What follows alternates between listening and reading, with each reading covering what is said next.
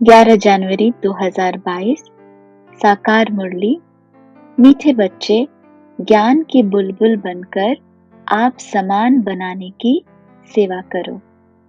अपने दिल से पूछो, मेरी याद की यात्रा ठीक है? प्रश्न, किस विशेष पुरुषार्थ से बेगर टू प्रिंस बन सकते हैं? उत्तर, बेगर टू प्रिंस बनने के लिए बुद्धि की लाइन क्लियर हो, एक बाप के सिवाय और कोई भी याद न आए, यह शरीर भी मेरा नहीं। ऐसे जीते जी मरने का पुरुषार्थ करने वाले ही बेगर हैं। उनकी ही वानप्रस्थ अवस्था है, क्योंकि बुद्धि में रहता अब तो बाप के साथ घर जाना है, फिर सुखधाम में आना है। ओम शांति। मीठे मीठे बच्चे जानते हैं पढ़ाई में जास्ती ध्यान किस बात पर देना है। सर्वगुण संपन्न, 16 कला संपूर्ण, संपूर्ण निर्विकारी, मर्यादा पुरुषोत्तम, अहिंसा परमो धर्म, यह बनना है। देखना है हमारे में ये सब गुण हैं। जो बनना है उस तरफ ही ध्यान जाएगा ना। ये बनेंगे कैसे? पढ़ने और पढ़ाने से। बेहद के बाप को सारे दिन में कितना याद करते हैं, कितनों को पढ़ाते हैं? संपूर्ण तो अब तक कोई बना नहीं है। नंबरवार पुरुषार्थ अनुसार है। बाप एक एक बच्चे पर नजर रखते हैं कि ये बच्चा क्या कर रहा है, मेरे अर्थ क्या सर्विस करते हैं? कितनों की तकदीर ऊंचे ते ऊंची बना रहे हैं। हर एक अपनी अवस्था और अपनी खुशी को भी जानता है। अतीन्द्रिय सुख का जीवन हर एक को अपना भासता है। यह तो बच्चे को निश्चय है कि बाप की याद से ही तमो प्रधान से सत्व प्रधान बनते हैं। सहज उपाय है ही याद की यात्रा। तो अपने दिल से पूछना है, हमारी याद की यात्रा ठीक है? दूसरों को आप समान बनाते हैं? ज्ञान बुलबुल बने हैं? बाबा कहते हैं, तुम ब्राह्मण ही दैवी गुण धारण कर मनुष्य से देवता बनते हो। तुम्हारे सिवाय कोई देवता बनने वाला है नहीं। तुम ही दैवी घराने के भांति बनते हो। वहां तुम्हारा है दैवी परिवार। अभी तुम जानते हो हम दैवी परिवार का बनने के लिए खूब पुरुषार्थ कर रहे हैं। बच्चों को पढ़ना भी कायदे से है, एक दिन भी एब्सेंट नहीं रहना। भर बीमार हो, खाट पर पड़े हो, तो भी बुद्धि में शिव बाबा की याद रहे। आत्मा जानती है हम बाबा के बच्चे हैं, बाबा हमको घर ले चलने आए हैं। कितनी सहज याद की बात है। यह भी प्रैक्टिस चाहिए। बुद्धि में एक बाबा की याद रहे। बाबा आया है, हम शांति धाम में जाकर फिर सुख धाम में आने वाले हैं। पिछाड़ी तक इतनी मेहनत करनी है जो एक शिव बाबा की ही याद रहे, और सब संग तोड़ एक संग जोड़ना है। मुख से कोई जाप नहीं करना, औरों को आप समान बनाने के लिए पढ़ाना भी है। बाप समझाते हैं, तुमको उस अवस्था में जाना है जिस सतो प्रधान अवस्था में तुम यहाँ आए थे। उस अवस्था में जाकर फिर उसी अवस्था में वापस आना है, सतयुग में। कितनी सहज बात है। तो भक्ति में गाते थे, आप जब आएंगे तो हम और सब संग तोड़ तुम एक संग जोड़ेंगे। बाबा कहते हैं, अब मैं आ गया हूं तो ये करो। इसमें ही मेहनत है। पवित्रता की बात ही मुख्य है। गृहस्थ व्यवहार में रहे कमल फूल समान बनना है। वह कमल भी पानी से, धरनी से ऊपर रहता है। तुम चैतन्य फूल भी धरनी अर्थात देह भान के ऊपर हो, तो तुमको भी प्रतिज्ञा करनी है। हम पवित्र रहते हुए एक आपको ही याद करेंगे, जो अंत में सिवाय आपके और कोई की याद न आए, कोई अवगुण भी न रहे। जो बच्चे ऐसे बनते हैं वह सदैव हर्षित रहते हैं। ये प्रैक्टिस अच्छी रीति करनी है। बच्चे जानते हैं कभी कभी अवस्था मुरझा जाती है, माया झट छुई में कर देती है। हर एक को अपने आप से पूछना बहुत जरूरी है कि हम कितना बाप की याद में हर्षित रहते हैं, कितना बाप की सर्विस में टाइम देते हैं। बल कोई कैसा भी है, तुम बच्चों को सर्विस करते ही रहना है। जांच करते हैं कौन वर्षा पाने के लायक है।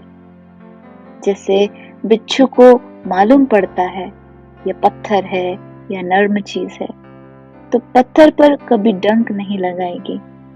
तुम्हारा धंधा भी यही है। तुम बेहद के बाप के स्टूडेंट्स होना।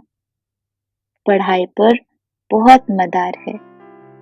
शुरू में बच्चे मुरली बगैर एक दिन भी रह नहीं सकते थे। कितना तड़पते थे। क्लास में बड़ी बहनों ने गीत सुनाया, बाबा तेरी मुरली में जादू। बांधेलियों को कैसे मुरली पहुंचाते थे। मुरली में ही जादू है ना। कौन सा जादू? विश्व का मालिक बनने का जादू। इससे बड़ा कोई जादू होता नहीं। तो उस समय मुरली का तुमको कितना कदर रहता था। मुरली पहुंचाने के लिए कितना प्रयत्न करते थे। समझते थे पढ़ाई बगैर बेचारे का क्या हाल होगा। यहाँ बाबा जानते हैं बहुत ऐसे बच्चे हैं जो मुरली पर पूरा ध्यान ही नहीं देते। मुरली तो बच्चों को रिफ्रेश करती है। भगवान जो विश्व का मालिक बनाते हैं, उनकी मुरली नहीं सुनेंगे तो भगवान टीचर क्या कहेंगे। बाबा को वंडर लगता है। चलते चलते बहुत बच्चों का माया का तूफान ऐसा लगता है जो मुरली पढ़ना, क्लास में आना छोड़ देते हैं। ज्ञान से नफरत माना बाबा से नफरत, बाप से नफरत माना विश्व की बादशाही से नफरत। माया बिल्कुल नीचे ले जाती है, बुद्धि को एकदम मार डालती है, जो कुछ भी समझते नहीं। बल भक्ति तो बहुत करते, परंतु एकदम ब्लाइंड फेथ, बेसमझ बन गए हैं। बाप खुद कहते हैं तुम कितने लायक थे, अब नालायक बन गए हो। अब मैं फिर आया हूं तुम बच्चों को लायक बनाने, इसलिए श्रीमत पर जरूर चलना है। बाप कहते हैं इसमें और कुछ नहीं करना, सिर्फ बाप को याद करो और पढ़ो। स्कूल में बच्चे पढ़ते भी हैं और टीचर को भी याद करते हैं। कैरेक्टर्स भी सुधारने हैं। तुम्हारी भी एम ऑब्जेक्ट सामने खड़ी है। तुमको भी यह बनना है, अर्थात लक्ष्मी नारायण समान बनना है।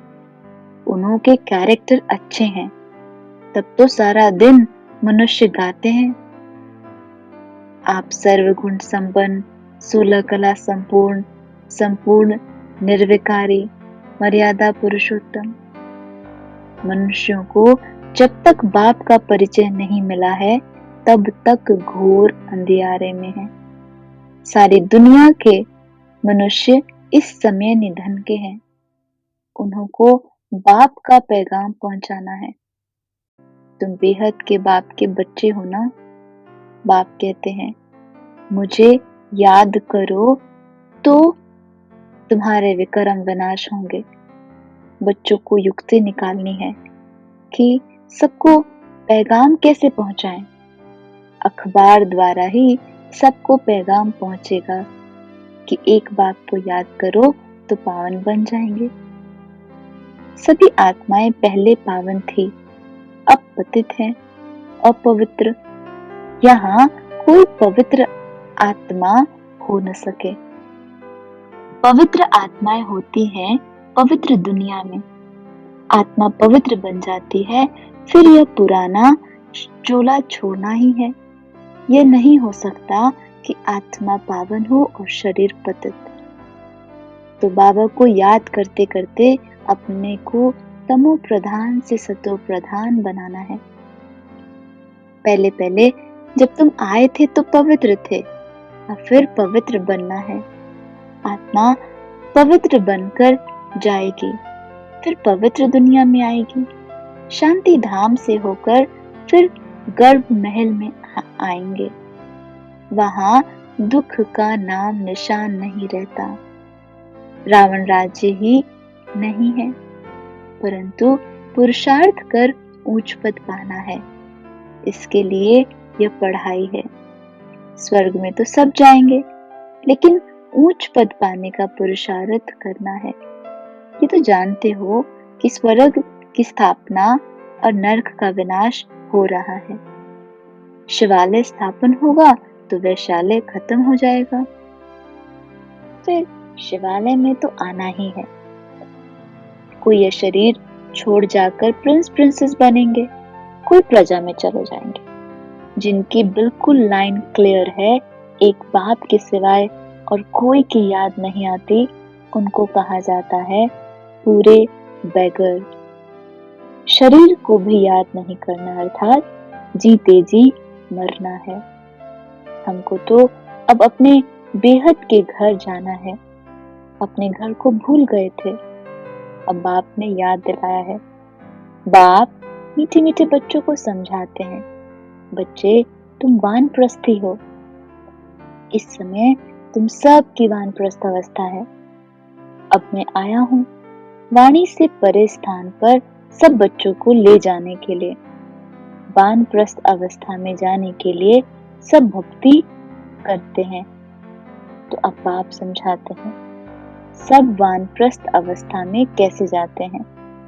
उन्हों को इस अक्षर के अर्थ का भी पता नहीं, सिर्फ नाम सुना है।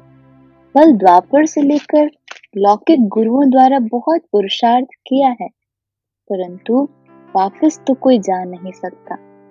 बाप कहते हैं अब छोटे अथवा बड़े सबकी वानप्रस्थ अवस्था है। सच्ची सच्ची वानप्रस्थ अवस्था तो तुम्हारी है, क्योंकि वापस जाना है। बेहद का बाप सबको वापस ले जाने के लिए आया है। बाबा बच्चों को कहते हैं, बच्चों को तो बहुत खुशी होनी चाहिए। तुम जानते हो सबको बाप ही स्वीट साइलेंस होम में ले जाते हैं, क्योंकि आत्माओं को अब शांति चाहिए। यहाँ तो शांति हो न सके। शांति धाम का मालिक तो एक बाबा ही है। जब मालिक आए तब सबको ले जाए। भक्ति करते थे शांति धाम में जाने के लिए। ऐसा कोई नहीं कहते हम सुख धाम में जाएं। बाबा कहते हैं हम तुम बच्चों को प्रॉमिस करता हूं कि तुम सबको घर ले जाऊंगा, अगर मेरी श्रीमत पर चलेंगे तो। सुख धाम में कोई न चले, शांति धाम में तो जरूर ले जाऊंगा। छोड़ूंगा किसको भी नहीं।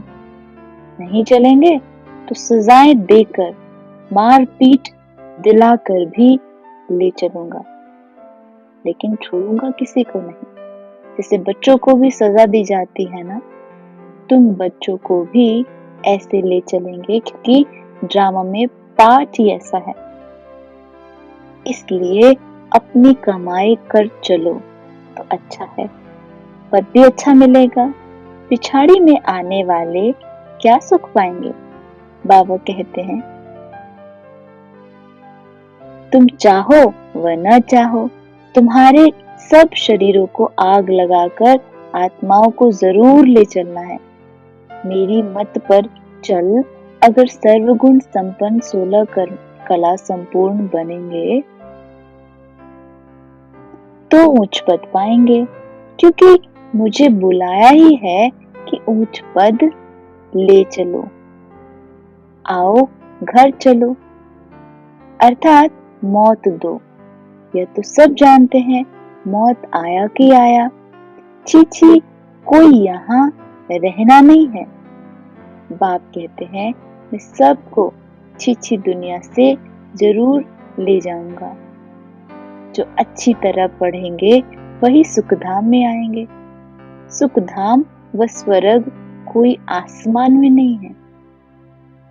तुम्हारा यादगार मंदिर दिलवाड़ा है, आदिदेव बैठा है, बाप दादा है ना, इनके ही शरीर में बाबा विराजमान होता है। तुम जानते हो ये बाप दादा दोनों बैठे हैं। इस समय तुम बच्चे जो राजयोग सीख रहे हो उनकी निशानी मंदिर में दिखाई है। महारथी घोड़ेसवार भी है। कल्प कल्प हूबहू ऐसा ही मंदिर बनेगा जो तुम जाकर देखेंगे। तुम कहेंगे ये सब टूट जाएंगे, फिर कैसे बनेंगे? यह ख्याल नहीं करना चाहिए। स्वर्ग अभी कहां से फिर से स्वर्ग के महल होंगे? ये पहाड़ियां आदि टूट जाएंगी, फिर बनेंगी। आबू फिर भी बनेगा। बहुत बच्चे इस बात को बहुत मूंझते हैं। बहुत बच्चे इस छोटी सी बात में मूंझ जाते हैं। बाप कहते हैं, मूंझने की दरकार नहीं है। द्वारका समुद्र के नीचे चली गई, फिर निकलेगी। नीचे जो चीज गई सो गई। तो बाबा कहते हैं, तुम जानते हो स्वर्ग में हम अपने महल आदि बनाएंगे। वहां बिल्कुल ही सत्व प्रधान सब नई नई चीजें होंगी। तुम वहां के फल आदि देखकर आते हो, जानते हो हम वहां जाने वाले हैं। वर्ल्ड की हिस्ट्री ज्योग्राफी रिपीट होती है, तो स्वर्ग भी रिपीट होगा। ये निश्चय होना चाहिए, परंतु किसकी तकदीर में नहीं तो कैसे हो सकेंगे? ये कैसे हो सकता है? इतने सब फिर आएंगे, फिर महल आदि बनाएंगे। तुम जानते हो सोमनाथ के मंदिर को लूट कर ले जाते हैं, फिर भी मंदिर बनाएंगे। यह खेल ही पूज्य से पुजारी, पुजारी से पूज्य बनने का है। ब्राह्मण देवता क्षत्रिय वैश्य, यह चक्र है। तुम बच्चे पद्मा पदम भाग्यशाली बनते हो। तुम्हारे कदम में पद्म का छाप लग जाता है। तुम जानते हो हर कदम में पद्म है, अर्थात पढ़ाई के कदम में पद्म समाये हुए हैं। जितना पढ़ेंगे उतना ऊंच पद पाएंगे।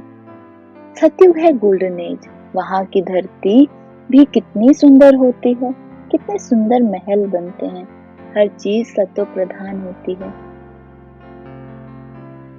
देखने से ही नैन ठंडे हो जाते हैं।